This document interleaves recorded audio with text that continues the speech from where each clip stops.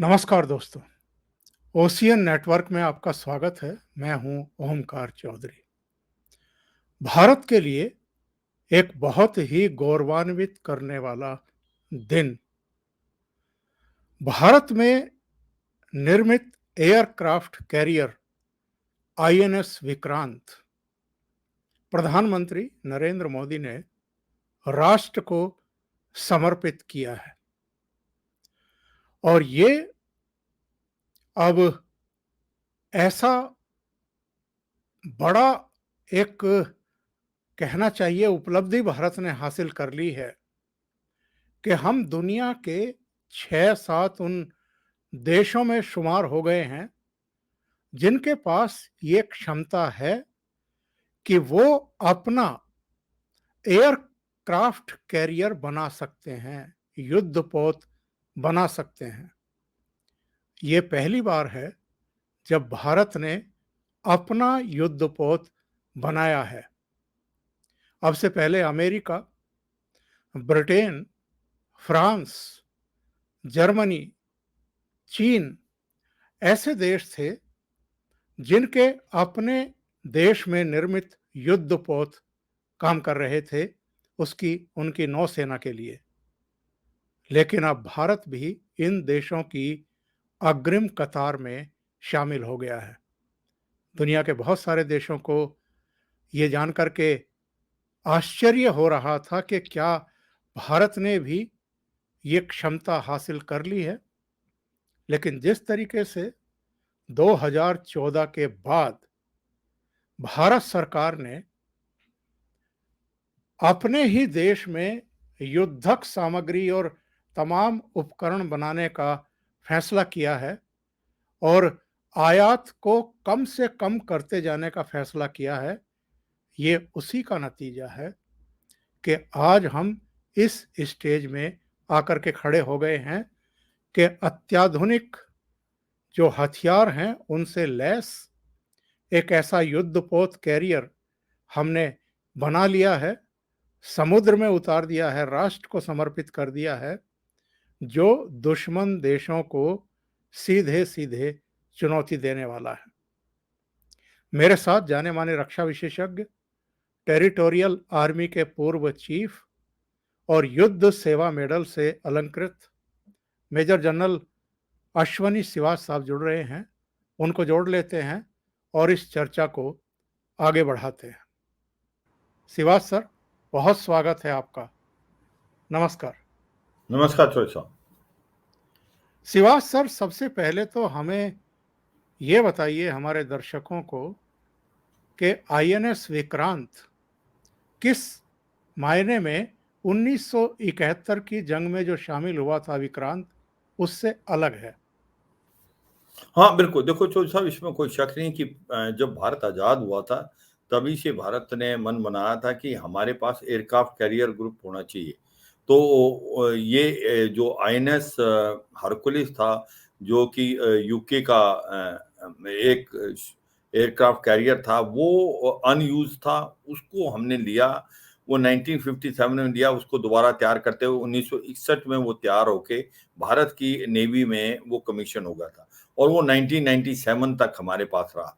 और अभी हम कई दर्शक ये भी पता करना चाहेंगे कि उसने 65 में क्या रोल प्ले किया। हम 71 की बार-बार बात करते हैं।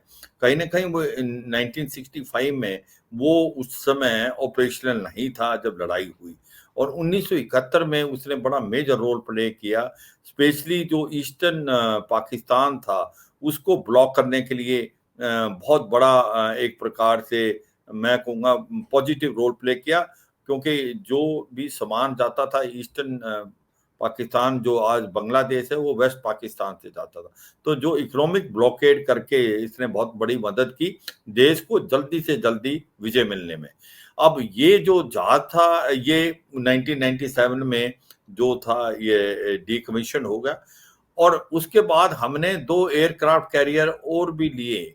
एक तो हमने लिया आईएनएस विराट लिया और उसके बाद वो भी अभी जो है वो भी रिटायर्ड हो गया, डीकमीशन हो गया। उसके बाद हमने आईएनएस विक्रमादित्य लिया, जो रूस से लिया था।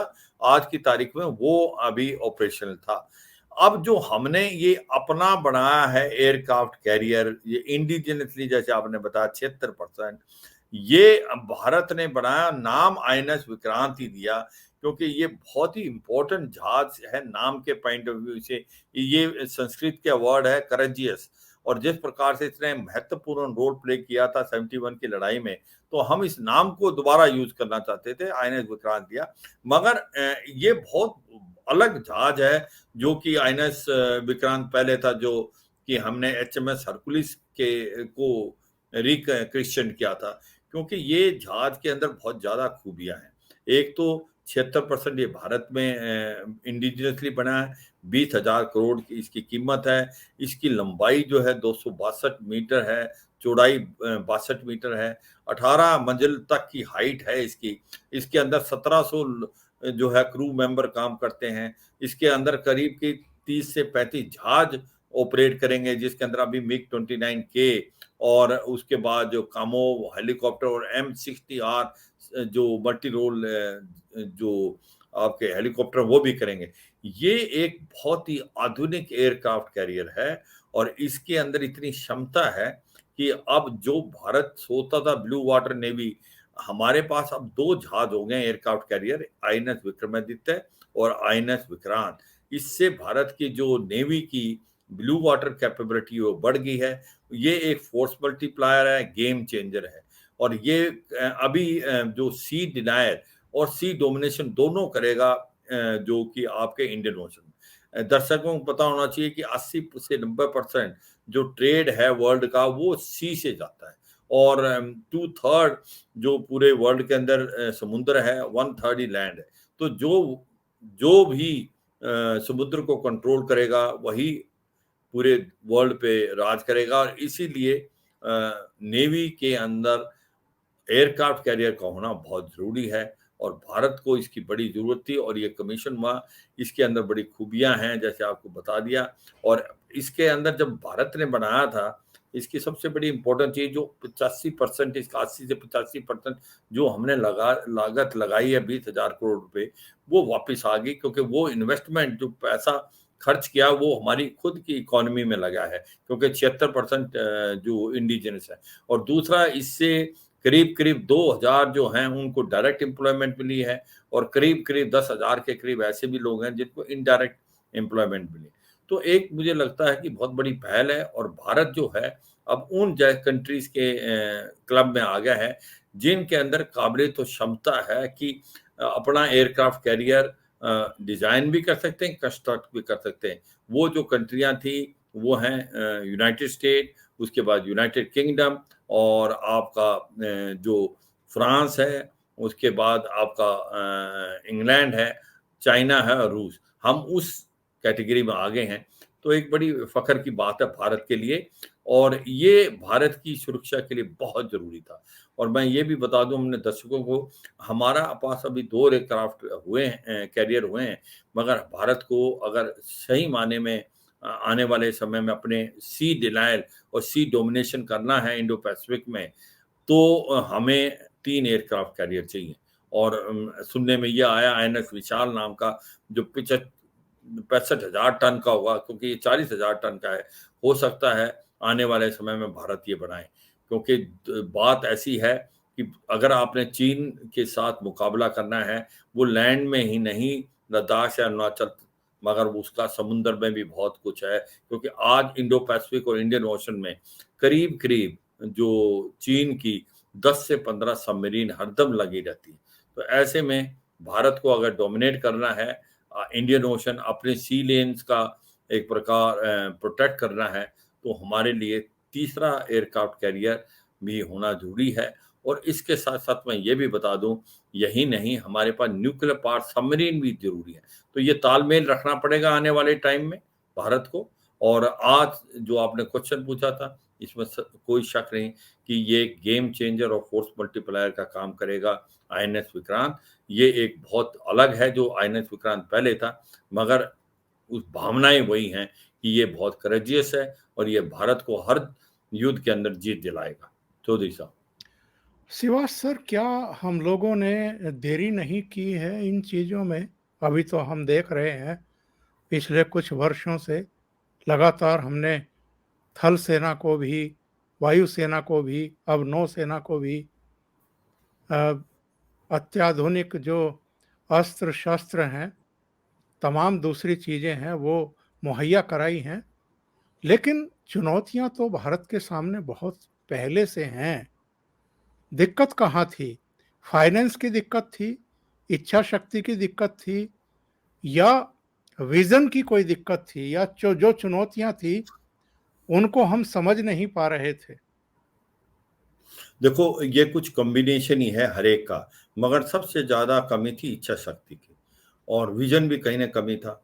जो भी हमें हथियार चाहिए थे, हम हथियार वो बाहर की तरफ लेने की कोशिश करते थे।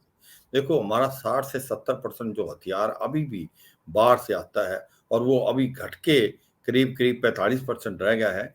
25-30% स्पेशली जो मोदी की गवर्नमेंट आई है 2014 में, तो उन्होंने जो एक प्रकार से निर्णय लिया कि अगर हम बाहर से सामान लेते रहे, तो भारत कभी भी आत्मनिर्भर नहीं बनेगा। तो जो make in India concept present government ने किया, तो मैं ये कहूँगा कि अगर कोई गेम चेंजर है, वो 2014 के बाद हुई। हम भारत के पास फाइनेंसिस की कमी थी, मगर हम इतना हैवी पैसा दे के बाहर से खरीदते थे और इसलिए हम वहाँ पर मैनिपुलेट होते थे और हम अपने जो इंडस्ट्री थी, उसको डेवलप नहीं कर पाए। मगर जब से प्रेजेंट मोदी गवर्नमेंट आई है, उसने ये कहा है कि हमने इंडिजिनस बनाना, मेक इन इंडिया बनाना, आत्मनिर्भर बनाना। देखो अभी हुआ क्या है कि 200 से ज़्यादा जो आपके डिफेंस आइटम हैं, उनको इन्होंने नेगेटिव इंपोर्ट लिस्ट में डाल दिया। इसका मतलब कि आप इन आइटम्स को इंपोर्ट नहीं करोगे, भारत में बनाओगे।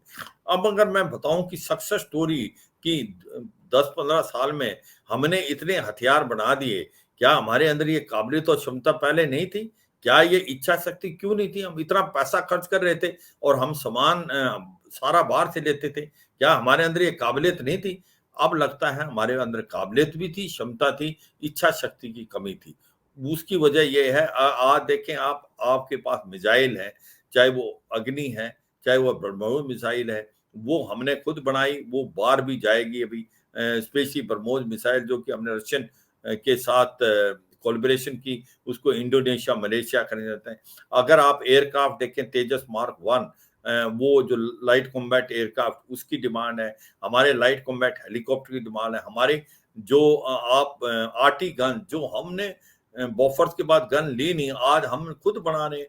एटीएजीएस है जिसको advance towed artillery gun system world का सबसे अच्छी गन हमने बना दी। धनुष जो बॉफर्स गन थी उसका अच्छा रूप बना दिया हमने। उसके बाद आप देखें आपकी जो नाग है एंटी टैंक मिसाइल वो भी भारत बना रहा है और तो ऐसे में लगता है एक के बाद एक हथियार हैं जो भारत बना रहा है और ये नेगेटिव लिस्ट की जो मैं बता रहा हूँ उसके अंदर सबमरीन भी हैं, उसके अंदर शिप भी हैं, उसके अंदर आपका जो मेन बैटल टैंक अर्जुन भी है, उसके अंदर आपके पास आरटी गन भी है, उसके पास मिसाइल है, रॉकेट, ये भारत खुद बनाएगा। सच्चाई ये है कि इतना बदलाव इतनी जल्दी हो जाए ये किसी ने सोचा नहीं था। अब जब भारत ने ये एयरक्राफ्ट कैरियर बनाया है आईएनएस विक्रांत, लोगों की जो पूरे वर्ल्ड के अंदर वो बिलीव करने को तैयार नहीं है कि भारत ने चंद एक 10 साल में 10 से 15 साल में एक इतना अच्छा एयरक्राफ्ट कैरियर बना दिया और एक जो कि डेवलप्ड कंट्री भी नहीं बना सकती थी। हम तो बना नहीं सकते थे अगर हमारे अंदर काबिलियत और क्षमता नहीं होती। तो कहीं न कहीं काबिलियत और क्षमता की कमी नहीं थी, इच्छा शक्ति की कमी थी। ये एक बहुत इम्पोर्टेंट है और ये अब क्या हो रहा है कि इस गवर्नमेंट का जो माइंडसेट है, वो कहते हैं कि हम इम्पोर्ट वाली देश से एक्सपोर्ट वाला देश बनना चाहते हैं और हम आने वाले समय में हथियार अपने लिए तो बनाएँगे, वो हम एक्सपोर्ट करके फ़ॉरेन रिज़र्व भी अर्न करेंगे। तो ये एक पूरा माइंडसेट चेंज हो गया और ये एक बड़ी खुशी की बात है कि भारत एक के बाद एक ऐसे वेपन सिस्टम बना रहा है जिसके बारे में हमने सपने में नहीं सोचा था। अगर आप मुझसे पूछें कि 15 साल पहले आपने सोचा था हम एयरक्राफ्ट कैरियर बना सकते हैं आईएनएस विक्रांत जो कि एक बहुत ही आधुनिक एयरक्राफ्ट कैरियर है, शायद मैं भी ये कहता कि नहीं, अभी हमारे अंदर इतनी क्षमता और काबिलियत नहीं। तो कहीं न कहीं हमें अपने आप में भरोसा नहीं था, हमारे अंदर इच्छा शक्ति नहीं थी और अब जो बदलाव आया है वो बहुत अलग बदलाव आया और ये एक बड़ी खुशी की बात है। और श्रीवास साहब आखिर में मैं ये ज़रूर जानना चाहूँगा कि पाकिस्तान को तो हम कोई बहुत ज़्यादा अपना प्रतिद्वंदी मानते नहीं हैं, चुनौती मानते नहीं हैं। ले दे करके चीन है, जो हमारे सामने कई तरह की चुनौतियाँ पेश करता आ रहा है। चीन के पास जो सामुद्रिक क्षमता है, उसके सापेक्ष में हम कहाँ खड़े हैं और अभी हमें और कितनी तैयारियाँ करनी चाहिए? हाँ, देखो बिल्कुल। अगर हम तीनों चीज़ों को इसकी करनी पड़ेगी कंपैरिज़न। पहले हम कंपेयर करते हैं भारत की आर्मी और चीन की आर्मी। तो एक तो हमें मानना पड़ेगा कि जो चीन की आर्मी है, वो करीब-करीब हमारे से 20% ज़्यादा है और ये जो उनका जो डिफेंस बजट है, वो भी हमारे से 2 से 3 गुना ज़्यादा है और वो करीब 4 पॉइंट ऑफ जीडीपी इस्तेमाल करते हैं डिफेंस के बजट में, जबकि भारत 2.2 करता है। तो ये सच्चाई है, अगर हमने हथियार और भी आधुनिक बनाने हैं, तो हमें अपने फ़ौज को मॉडर्नाइज़ करने के लिए पैसा खर्च करना पड़ेगा और उसके लिए हमें अपना जो डिफेंस बजट है, वो बढ़ाना पड़ेगा और वो 2.2% जीडीपी का काम नहीं चलेगा, वो करीब-करीब 3% ले आना पड़ेगा, क्योंकि हमारे सामने 2 दुश्मन बहुत हैं, नॉर्थ में आपके चीन, जिसकी ताकत बढ़ती जा रही है। चीन जो आने वाले समय में एक सुपर पावर का सपना ले रहा है, वो भारत के लिए एक बहुत बड़ा खतरा है। अगर हम आर्मी पॉइंट ऑफ व्यू देखें तो मॉडर्नाइज़ेशन की अभी भी बहुत ज़रूरत है, चाहे हमारे आर्टिलरी हैं, एयर डिफेंस सिस्टम है, आपके टैंक्स हैं और ऐसे में हम हमारी एज चीन से है कि भारत की जो आर्मी है, वो बैटल हार्डेंड है। वो लड़ाई लड़ती रही है और चीन जो है 1979 के बाद लड़ाई नहीं लड़ा है वियतनाम के बाद और उसकी इतनी काबिलियत और क्षमता नहीं है, कॉन्स्पिरेशन आर्मी है। मगर ये सच्चाई है कि वो ज़्यादा पैसा खर्च करते हैं, उनके हथियार ज़्यादा हैं। इंफ्रास्ट्रक्चर जो उन्होंने बना लिया है लद्दाख से लेके अरुणाचल तक, उसको हमें कैचअप करने के लिए अगले 5-7 साल लगेंगे, अगर हम इस स्पीड से बढ़ाते रहे जिस स्पीड से अभी हम 10 साल में बढ़ा रहे हैं और उससे। तो इसका मतलब आर्मी पॉइंट ऑफ व्यू से अगर हम देखें, तो काफ़ी चैलेंज है, मगर भारत का मोराल बहुत हाई है और जब से हमने क्लास रेंज ली थी 29-30 अगस्त 2020 को, हमने वो करके दिखाया कि चीन को भी ऐसा लगता है कि भारत जो है एक बहुत ही ज़्यादा हैवी ओपोनेंट पड़ेगा। तो ये शक और सवाल नहीं होना चाहिए कि भारत काफ़ी जो है आगे निकल गया है आर्मी के अभी हमारी अगर एयर पावर में देखें हम, तो उसका मुकाबला आप इस तरीके से देखें कि जहाज अगर देखें तो क्वांटिटी ज़्यादा चीन के पास है। करीब-करीब 1.5 से 2 गुना ज़्यादा है। मगर क्वालिटी जो एयरक्राफ्ट की है, वो उनकी क्वेश्चन मार्क है। जे 17 जो उनका स्टेल्थ एयरक्राफ्ट है और बाकी जो फाइटर्स वगैरह हैं, वो एक प्रकार से रिवर्स इंजीनियरिंग से बनाए हुए हैं और उनकी इतनी क्षमता और काबिलियत नहीं है। जबकि भारत के पास जो मिराज 2000, मिग-29, आपके जैगुआर, उसके बाद अपाचे अटैक एप्टर, अभी आपने जो राफेल लिया है, वो बहुत काबिल-ए-तारीफ़ है, 4.5 जनरेशन है। उससे पूरी गेम चेंज हो गई है और तब अब हमने तेजस मार्क 1 जो है वो भारत में खुद बनाया है। मार्क 1 अल्फा भी बना रहा है भारत, जिसके 83 हमने रिक्वायरमेंट दे दी है भारत की एयर फोर्स ने और अब तेजस मार्क 2 की भी बात चली है जो कि 5th जनरेशन एयरक्राफ्ट। तो अगर एयर पावर की हम देखें तो भारत की एयर पावर का पलड़ा भारी है, क्योंकि हमारे पास क्वालिटी ऑफ एयरक्राफ्ट बेटर हैं, हमारे पास बेटर ट्रेन्ड पायलट्स हैं, हमारे जो एयरफील्ड है लोअर हाइट पे हैं, इसलिए ज़्यादा पे लोड ले जा सकते हैं। तो मैं ये कहूँगा अगर एयर पावर में देखें तो कहीं न कहीं एज है भारत की। अब आती है नेवी की।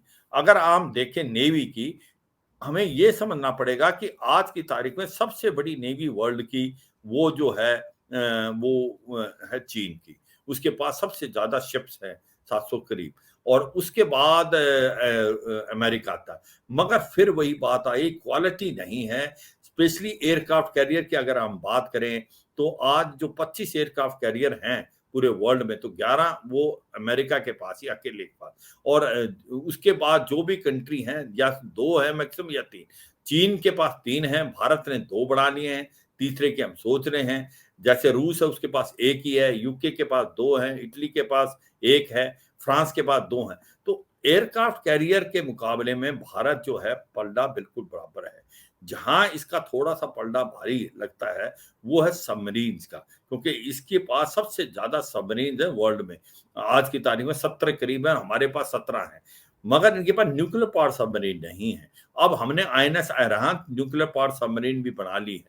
तो सच्चाई ये है कि नेवी में पलड़ा अभी भी भारी हमारा इसलिए है कि एक तो हमारे पास एयरक्राफ्ट कैरियर जो हैं उनकी क्वालिटी अच्छी है, दूसरा इसको लड़ाई लड़ने के लिए अपनी नेवी को 3000 किलोमीटर चला के इधर लाना पड़ेगा इंडियन ओशन में, जहां पर दबदबा भारत का है।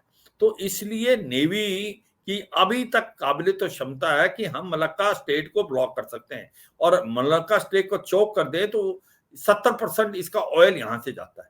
मगर ये भी सच है कि अब ये जल्दी से जल्दी अपनी नेवी को बढ़ा रहा है और सबमरीन बढ़ा रहा है, न्यूक्लियर पावर सबमरीन बढ़ा रहा है, क्योंकि आने वाले समय में दो चीजें होंगी नेवी में। एक तो जी। एयरक्राफ्ट कैरियर ग्रुप भी होना चाहिए और सबमरीन भी। अगर आपके पास एयरक्राफ्ट कैरियर ग्रुप तो है, एयरक्राफ्ट कैरियर तो है, मगर उसकी प्रोटेक्शन नहीं हुई न्यूक्लियर पावर सबमरीन, तो उसको डुबो दिया जाएगा। और अगर आपके पास न्यूक्लियर पावर सबमरीन है, उससे आप सी डिनायर कर सकते हो, सी डोमिनेशन नहीं करते। तो इनका दोनों का कॉम्बिनेशन होना बहुत जरूरी है। इसीलिए भारत कह रहा है कि हमें तीन तीन एयरक्राफ्ट कैरियर चाहिए, न्यूक्लियर पावर सबमरीन चाहिए, उसके लिए पैसा चाहिए, उसके लिए मॉडर्नाइजेशन चाहिए। तो हमें भारत को एयरक्राफ्ट भी चाहिए, 42 स्क्वाड्रन चाहिए, आज के करीब 32 के करीब है। तो सच्चाई यह है कि नेवी और एयरफोर्स को जो सामान लेने के लिए पैसा की काफी कमी हो जाती है। मुझे लगता है ये गवर्नमेंट लगी हुई है मॉडर्नाइजेशन में। और मैं अगर ये कहूं कि इंडियनाइजेशन के कारण कीमत जो है वो 50% आ जाती है, क्योंकि जितना पैसा आप खर्च कर रहे हो वो आपकी इकोनॉमी में फ्लो बैक हो जाता है, ये है। और एक आपकी काबिलियत और क्षमता बढ़ती रहती है, और वो फिर हथियार आप दूसरे देशों को बेचना स्टार्ट कर देते हैं, उससे फिर आपकी जो फॉरेन रिजर्व आता है। तो मैं ये कहूंगा, अगर ये हम कहें कि आज की तारीख में भारत की जो आर्मी है कि बराबर की टक्कर है, भारत की मोराल ज्यादा अच्छा है, भारत की जो फौज है बैटल हार्ड। अगर हम एयर पावर की बात करें, क्वालिटी ऑफ एयरक्राफ्ट हमारे पास बेटर है, क्वांटिटी कम हो सकती है पर क्वालिटी बेटर है। अगर हम नेवी की बात करें, क्योंकि हम इंडियन ओशन में लड़ाई होगी, भारत के साथ होती है, चीन के साथ, तो अब की में भी हमारे पास जो दो एयरक्राफ्ट कैरियर हो गए हैं, हमारे पास अभी भी क्षमता है कि हम जो है मलक्का स्टेट को चोक कर सकते हैं, और चीन को ये भली भांति मालूम है। मगर वो फास्ट कैच कर रहा है, वो अपनी सबमरीन को बढ़ाता जा रहा है, उसके पास न्यूक्लियर पावर सबमरीन कम है, मगर वो उसकी तरफ ध्यान दे रहा है। तो ऐसे में हमें नेवी पे ज्यादा ध्यान देना पड़ेगा अपनी न्यूक्लियर पावर सबमरीन लेने के लिए। और आने वाले अगले 10-15 साल में अब हम जब डिसीजन लेंगे तब वो बनेगा तीसरा एयरक्राफ्ट कैरियर, उसकी तरफ भी जाना है। और इसी प्रकार हमें कुछ जो 42 स्क्वाड्रन चाहिए, अभी 32 के करीब है, उसकी तरफ भी ध्यान देना पड़ेगा। पर मैं ये कहूंगा ओवरऑल इस गवर्नमेंट की जो अप्रोच है बिल्कुल पॉजिटिव है। और जिस हिसाब से हम भारत में मेक इन इंडिया इंडिजियंस बना रहे हैं, मुझे लगता है आने वाले समय में भारत जो है बिल्कुल हथियार के मामले में आत्मनिर्भर हो जाएगा। और जो भी हम सामान बाहर से भी ले रहे हैं, जो कि 25% है अभी, वो भी हमने क्लॉज डाला है कि ट्रांसफर ऑफ टेक्नोलॉजी, कि आप जो है ट्रांसफर करेंगे टेक्नोलॉजी, वो सामान भारत में बढ़ेगा। मिसाल के तौर पे M777 अल्ट्रा लाइट हाउजर, जो कि सबसे मोस्ट मॉडर्न हाउजर है, अमेरिका से ली हमने और उसको हमने लद्दाख में डिप्लॉय किया है। आज उसको महिंद्रा डिफेंस बना रहा है भारत में। इसी प्रकार हमने K9 Vajra self propelled gun है, जो टैंकों के साथ चलती है प्लेन्स में और डेजर्ट में, उसको साउथ कोरिया से लिया, उसको हमका LNT बना रहा है, उसको भी हमने लद्दाख के अंदर डिप्लॉय कर दिया, जो कि आपका वैलीज में। तो अब सच्चाई यह है कि भारत जो है हथियार पहले तो खुद बनाएगा, इंडिजिनस बनाएगा। अगर ऐसी टेक्नोलॉजी भारत के पास अभी नहीं है, उसको लेनी पड़ती है मजबूरी से वो हथियार, तो उसके अंदर क्लॉज डालता है ट्रांसफर ऑफ टेक्नोलॉजी, तभी आपसे लेंगे। इसका मतलब वो हथियार जो है भारत में ही बनेंगे, ट्रांसफर ऑफ टेक्नोलॉजी का बोला। तो मुझे लगता है कि प्रेजेंट गवर्नमेंट इसके ऊपर बहुत ज्यादा सीरियस है कि हम मेक इन इंडिया आत्मनिर्भर भारत बने, आने वाले समय में हमारे जो है फॉर्मिडेबल डिफेंस फोर्सेस हों। और ये मुझे लगता है प्राइम मिनिस्टर मोदी का जो नारा है कि भाई अगर आप इकोनॉमिकली स्ट्रांग होना चाहते हैं तो आप मिलिटरली स्ट्रांग होना पड़ेगा, तभी आप सर्वाइव कर सकते हैं। चौधरी साहब, बहुत बहुत धन्यवाद शिवाज साहब। बहुत ही महत्वपूर्ण विषय पर विचार जाहिर करने के लिए आप जुड़े। Thank you so much. मेहरबानी फिरोज साहब। जय हिंद। जय हिंद सर।